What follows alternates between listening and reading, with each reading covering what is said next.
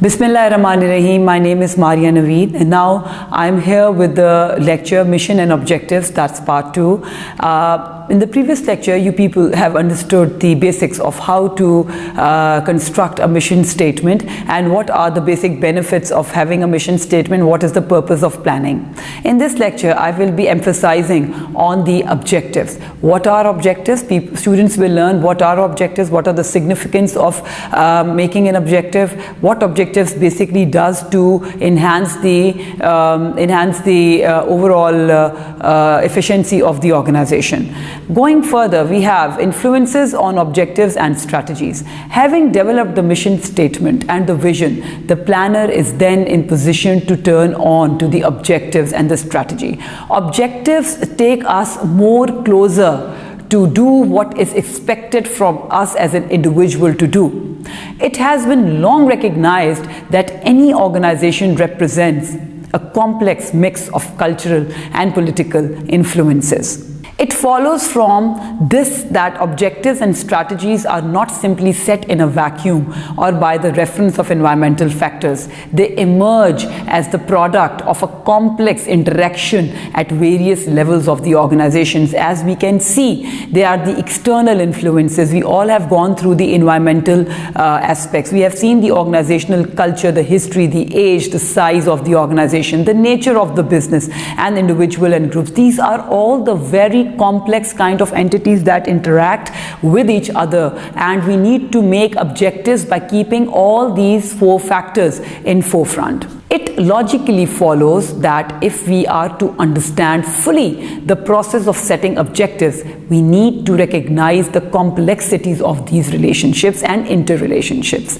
External influences on the objectives. The most general of the influences upon the individuals and groups, and hence on organizational objectives and strategy, are the external factors where the organization is existing. The strategic planning actually calls for this perspective that you need to understand your goals and objectives while keeping the external environment in the perspective, because if you will not going to understand the aspect of the external environment, you won't be able to shape yourself up. The two most important external factors are values of the society. We need to understand where we are actually operating. We need to understand the value of that society where the people are existing, they are interacting, and we need to understand what are their behavior, how they are interacting, what are their perceptions, what are their preferences. Then the behavior of the organized groups. What are the behaviors of the groups that are organized? What are their pattern of thinking, what is their cognitive aspects. The influence of social values is likely to be felt in a variety of ways. As an example of this, it is worth considering how attitudes to environmental pollutions have changed dramatically over the past 20 years. It has become the part of the thinking process of the society nowadays. An obvious consequence of this has been to force changes on business behavior and to increase the pressures for safer and more environmentally friendly products. In the case of a petrol, for example, a growing awareness of the dangers of airborne lead pollution and an increasing unwillingness on the part of society to accept this prompted the oil companies to develop unleaded petrols. Objectives and strategies are also affected by the behavior of the organized groups within the organization. It is immensely important to have the groups which are aligned or which are agreed to the mission of the organization, the nature of the business. The second general influence on objectives and strategy is the nature of the business itself, because microenvironment of the organization does play a very vital role on the objectives of the organization. The market situation faced by the organization, the life cycle stages of its products, and the type of technology being used, it signifies the nature of the business. It basically signifies what nature is all about and what is the scope of the nature of the business. The markets in which the industries were operating had changed dramatically over the 20-year period, within an upsurge in the market of often low-priced foreign competition that made operating profitably difficult. Then there's another factor, which is organizational culture, which is very important for us to understand. And the culture is basically constructed or basically developed by the top level management. The third general influence on objective and strategy is the organizational culture. Culture has been defined in a variety of ways over the past few years, but for our purpose here, it can be seen as the commonly held core belief of the organization. It determines how people within the organization behave and respond. In examining and trying to understand organizational culture, Johnson and Scholes argue the case for what it is referred to as the cultural web. Let us see what cultural web encapsulates. This web would suggest it's made up of 6 major dimensions: stories and myths regarding the organization, rituals and routines of the organization, symbols that are being used, power structure of the organization, organizational structure, the communication structure, the reporting structure, and the control system of the organization. This actually signifies the overall organizational culture. You can see this particular thing. We can see organization type and dominant objectives. We can see characteristics of the policy making preferred strategy, and we can see the nature of the planning and control systems. We can actually see this figure and we can find out that how it relates to the organizational culture. Then there's an individual and group expectations. The fourth and the final influence on the objective and strategy is that of the expectations of the individuals, stakeholders, and the coalitions.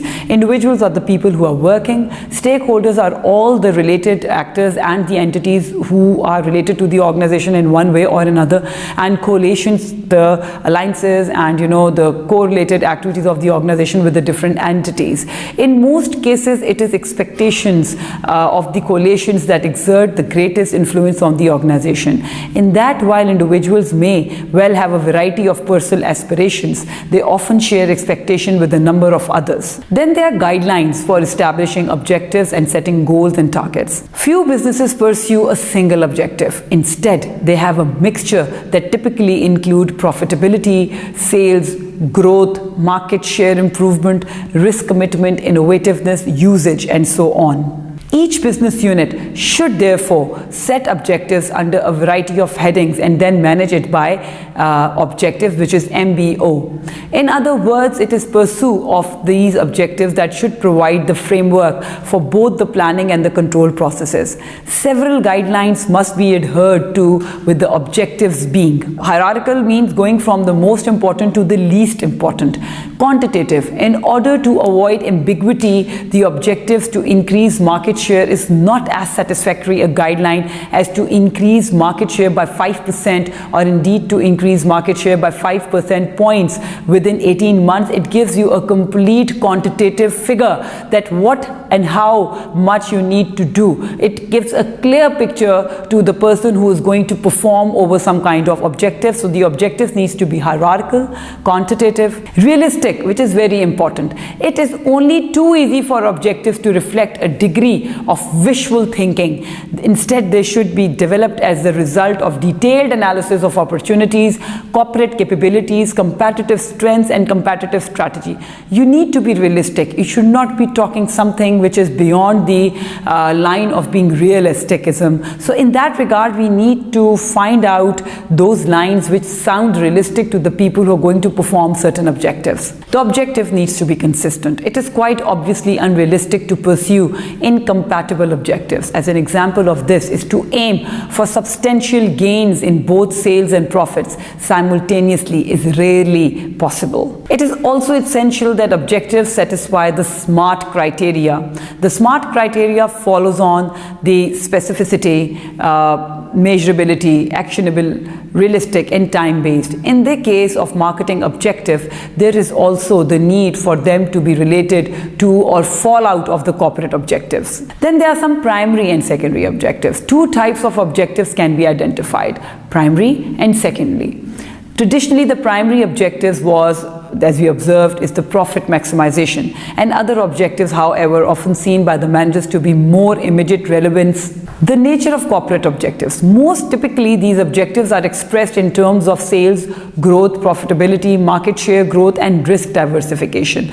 Majority of organizations generally pursue a number of objectives. It is, as we have seen, important than that are stated in the hierarchical manner, going from the most important to the least important. At the same time, it is essential that the objectives established are realistic, both in terms of their magnitude and regarding the time scale over which they are able to achieve. Organizations experience difficulties and conflicts in establishing objective problems that are in turn compounded by the need to establish multiple objectives. Then there's recognizing this. Weinberg has identified 8 basic strategic trade-offs facing firms. These are short-term profits versus long-term growth, profit margins versus competitive positions, direct sales effort versus market development effort, penetration of existing market versus the development of the new markets. Then related versus non-related new opportunities as a source of long-term growth, profit versus non-profit goals,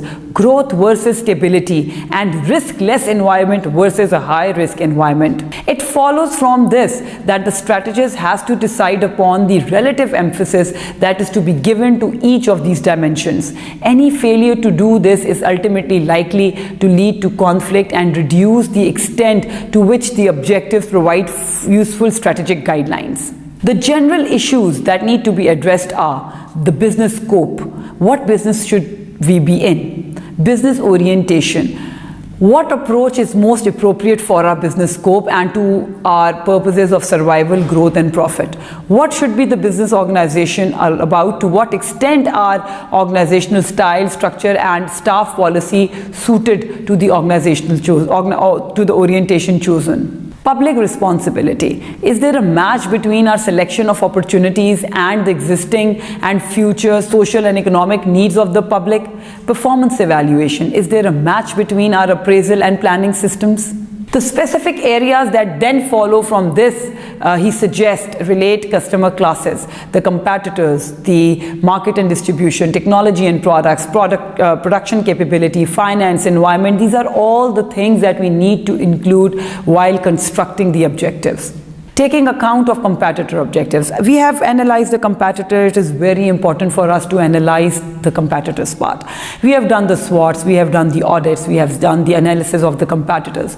It is very eminent that we have to keep the competitor in the line of attack so that we can understand what they are doing, what are their objectives, so we can match to them or we can actually enhance our core competency. A competitor objectives are likely to be influenced by many factors, but particularly by the company's size, history, managerial culture, and performance. Competitive attitudes, objectives, and strategies do, of course, change over time, even when a particular strategy is proving to be successful. History has shown the probability of change is far greater when a particular strategy is not working or where there is a change in management at the top of the organization.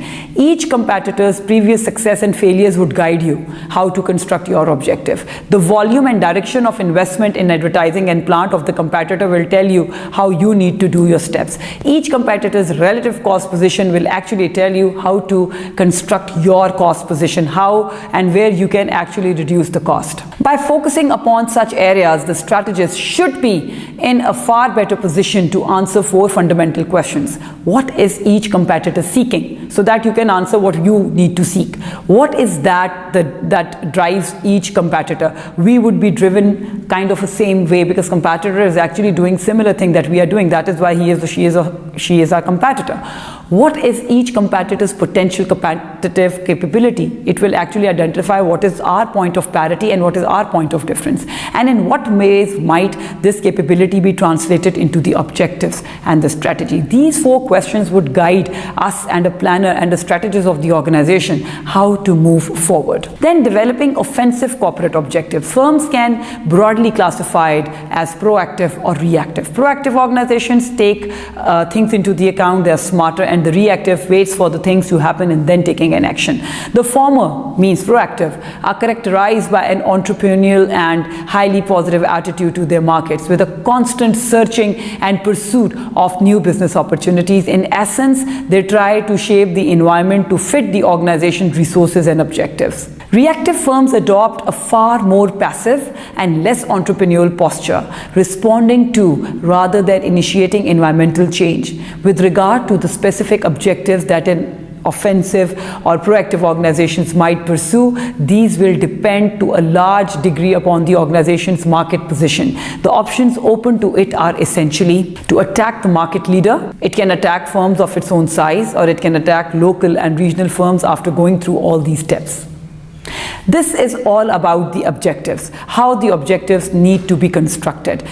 This class would be now on the point that what are the basics of having objectives. Objectives are basically when we break down the goals into the specific tasks. We have studied the characteristics of the objectives. We know the criteria of having a SMART objectives, that they need to be specific, they need to be measurable, they need to be actionable, they need to be realistic, and the time bound. We are able to understand that we need to understand the competitor's perspective as well to understand how we are going to construct our objectives. This entire activity will make us more hierarchical. This entire activity will actually make us more systematic, and the marketing would be more effective to get the most market share. Going further, I would like to suggest to read BCG matrix and the ANSOF matrix so that the understanding of these all things would be much better with you. With this, I would be taking a sign off, and I would be requesting you, if you have any question, you can contact me in this. Thank you.